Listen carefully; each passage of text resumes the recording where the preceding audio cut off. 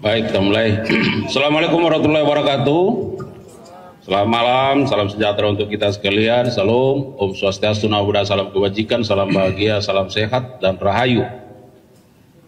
Pak Direktur Penyidikan yang kami hormati, Pak Kasubdit, Tindak Pidana Korupsi dan Kabid Humas, dan teristimewa buat rekan-rekan media. Kami sangat senang dan terus berterima kasih karena begitu tingginya kepedulian dari rekan-rekan media dalam melakukan update terkait dengan penanganan perkara yang ditangani di Kejaksaan Agung, khususnya di jajaran Jampitsus. Pada malam hari ini, Direktur Penyidikan akan menyampaikan keterangan pers terkait dengan update atau perkembangan penyidikan dugaan tindak pidana korupsi berupa suap dan atau gratifikasi dalam penanganan perkara tindak pidana umum atas nama Ronald Tanur pada waktu yang lalu. Rekan-rekan media, sebelum Pak Direktur Penyidikan menyampaikan keterangannya, kami sampaikan bahwa penyidik dalam perkara ini hingga saat ini sudah melakukan pemeriksaan terhadap setidaknya 25 orang saksi. Dan dalam pemeriksaan saksi-saksi dimaksud, penyidik menemukan ada keterlibatan seseorang atau pihak dalam perkara ini setelah ditemukan ada bukti permulaan yang cukup yang diperoleh dari setidaknya 2 alat bukti, dan nanti Pak Direktur Penyidikan akan menyampaikan. Yang kedua, bahwa perlu kami sampaikan, penyidik akan terus melakukan pendalaman terhadap perkara ini. Oleh karenanya progres akan terus disampaikan, dan hingga saat ini baru 25 orang saksi yang diperiksa, tetapi ditemukan ada keterlibatan seseorang. Maka pada malam hari ini tentu kita dengarkan apa dan bagaimana substansi yang akan disampaikan oleh Direktur Penyidikan. Untuk itu kepada Pak Direktur Penyidikan kami persilakan. Assalamualaikum warahmatullahi wabarakatuh. Selamat malam bagi kita semua, khususnya teman-teman media yang hadir pada malam hari ini. Sebagaimana tadi disampaikan oleh Pak Kapus Penkum, saya akan menyampaikan perkembangan penyidikan terkait dengan tindak pidana korupsi, yaitu suap dan atau gratifikasi terkait penanganan perkara pidana umum terhadap tersangka pada saat itu Ronald Tanur di Pengadilan Negeri Surabaya. Teman-teman wartawan yang saya hormati, bahwa pada hari ini Senin tanggal 4 November 2024, tim penyidik pada Jaksa Agung Muda Tindak Pidana Khusus telah melakukan pemeriksaan secara maraton terhadap saksi MB, yaitu orang tua atau ibu dari terpidana Ronald Tanur, yang dilaksanakan di Kejaksaan Tinggi Jawa Timur. Terkait dengan perkara tindak pidana korupsi, dalam hal ini suap dan atau gratifikasi terhadap penanganan perkara Ronald Tanur berdasarkan surat perintah penyidikan nomor Prin 54 /FT2 /FD-2/10/2024 tanggal 4 Oktober 2024. Setelah dilakukan pemeriksaan sebagai saksi terhadap MB, penyidik telah menemukan bukti yang cukup adanya tindak pidana korupsi, yaitu suap dan atau gratifikasi yang dilakukan oleh MB, sehingga penyidik meningkatkan status MB, ibu terpidana Ronald Tanur, dari status semula yaitu saksi menjadi tersangka. Status tersangka ini didasarkan surat penetapan nomor 63-FTD2-FD11-2024 tanggal 4 November 2024.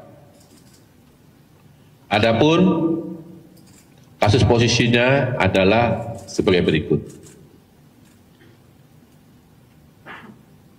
Tersangka MB, ibu Ronald Tanur, awalnya menghubungi LR untuk minta yang bersangkutan bersedia menjadi penasihat hukum Ronald Tanur. Kita ketahui bahwa ibunda Ronald Tanur ini berteman akrab dengan LR karena anak LR dan anak MB ini atau Ronald Tanur ini pernah satu sekolah. Jadi mereka sudah lama saling kenal. Selanjutnya, pada tanggal 5 Oktober 2023, LR bertemu dengan tersangka MB di Cafe Excelso Mer Surabaya untuk membicarakan peristiwa yang telah dialami oleh Ronald Tanur. Pertemuan tersebut berlanjut pada tanggal 6 Oktober 2023, di mana MB pada saat pertemuan dengan LR tersebut dilaksanakan di kantor LR yang beralamat di Jalan Kendal Sari Raya nomor 51 garis datar 52 Surabaya. Dalam pertemuan tersebut, LR menyampaikan kepada tersangka MB ada hal-hal yang perlu dibiayai dalam pengurusan perkara Ronald Tanur dan langkah-langkah yang akan ditempuh. Kemudian LR meminta kepada YR agar diperkenalkan kepada pejabat di Pengadilan Negeri Surabaya dengan inisial R, dengan maksud untuk memilih majelis hakim yang akan menyidangkan perkara Ronald Tanur. Saya ulangi ya, bila tidak salah paham ini, LR meminta kepada ZR,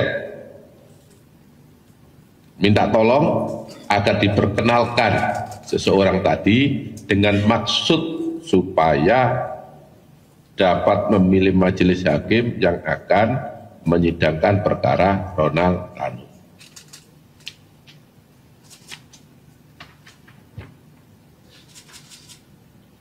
Kemudian kemudian LR bersepakat dengan tersangka MB untuk biaya pengurusan perkara Ronald Tanur berasal dari tersangka MB.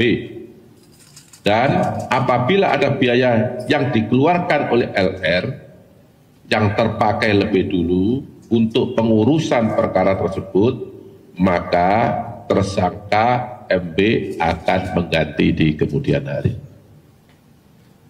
Di dalam setiap permintaan dana oleh LR terkait pengurusan perkara, LR selalu meminta persetujuan kepada tersangka MB, serta LR meyakinkan tersangka MB untuk menyiapkan sejumlah uang guna mengurus perkara Ronald Tanur agar perkara Ronald Tanur tersebut dibebaskan oleh majelis hakim. Selama perkara Donald Tanur berproses sampai dengan putusan Pengadilan Negeri Surabaya, tersangka MB telah menyerahkan sejumlah uang kepada LR selaku penasihat hukum Donald Tanur sejumlah 1,5 miliar yang diberikan secara bertahap. Selain itu, LR juga menalangi sebagian biaya pengurusan perkara tersebut sampai putusan Pengadilan Negeri Surabaya sejumlah 2 miliar, sehingga totalnya 3,5 miliar rupiah. Terhadap uang sebesar 3,5 miliar rupiah tersebut, menurut keterangan LR diberikan kepada majelis hakim yang menangani perkara dimaksud. Terhadap tersangka MB